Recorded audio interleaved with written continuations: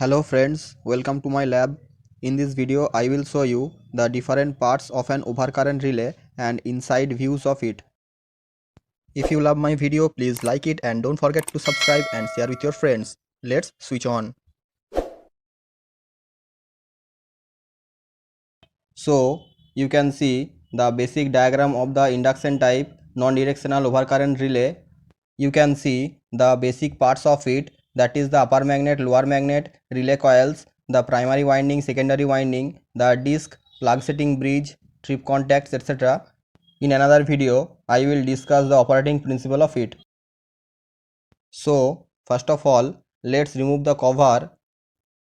There are total 4 screws which hold the cover. We have to remove it.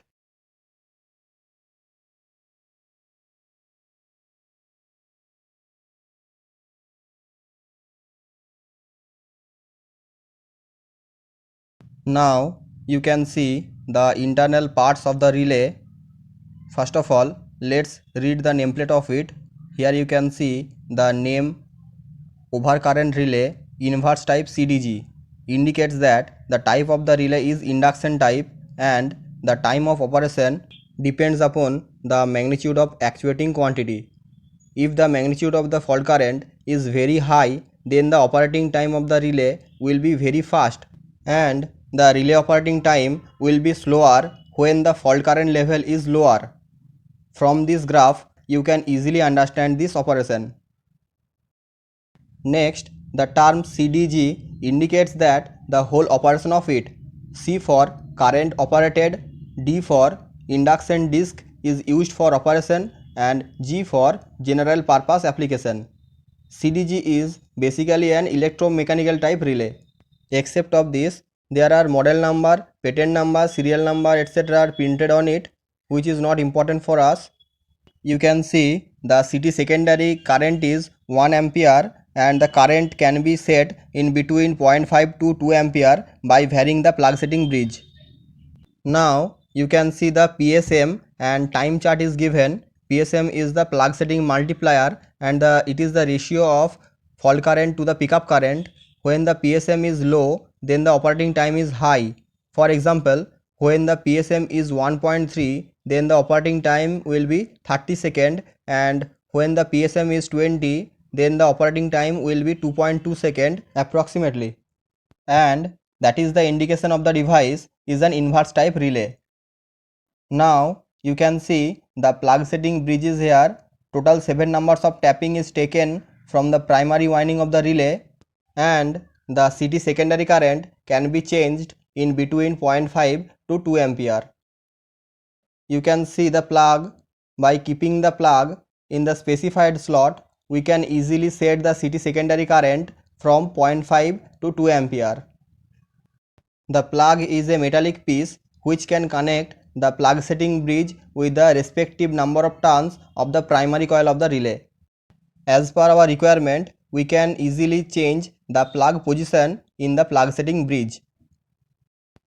You can see the 7 contacts of the relay is connected with the plug setting bridge. Now you can see the aluminum disc is placed in between the two electromagnets. Two different flux coming out from the two different electromagnets interact with each other and create a rotating torque in the disc. To reduce the leakage flux, the air gap between the electromagnets and the disc is very low. The aluminum disc is fitted with the spindle and the spring. The disc can rotate partially by its axis. The spring made by phosphor bronze is connected with the shaft of the disc. The spring gives the restraining torque to the disc and prevent the disc from rotation in normal condition. And after tripping, the spring helps to return the disc to its initial position. Now you can see the time setting bridge is here. The disc contains 0.1 to 1 marking, that is 10% to 100% of the setting. You can see the time setting bridge is actually controlling the spring position to a particular place. If we need to operate the relay faster or slower at a particular fault level, then the time setting can be changed by this bridge. When the fault is sensed by the CT, then the disc start rotating like this. There is a metallic part fixed with the shaft of the disc. The metallic part helps to short the 2 points of the trip circuit like this. You can see the tripping coils and contacts. The contacts are connected with the circuit breaker, which will break the circuit after the sensing of the fault by the relay. After contacting with the trip circuit, a part of the trip circuit falls like this and the flag is exposed. We have to reset the trip circuit by pulling the part like this.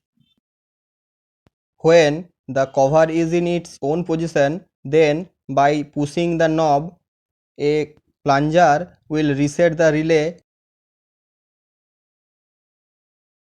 like this.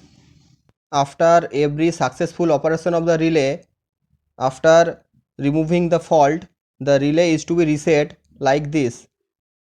Stay tuned with us. Jai Hind, Jai Bharat.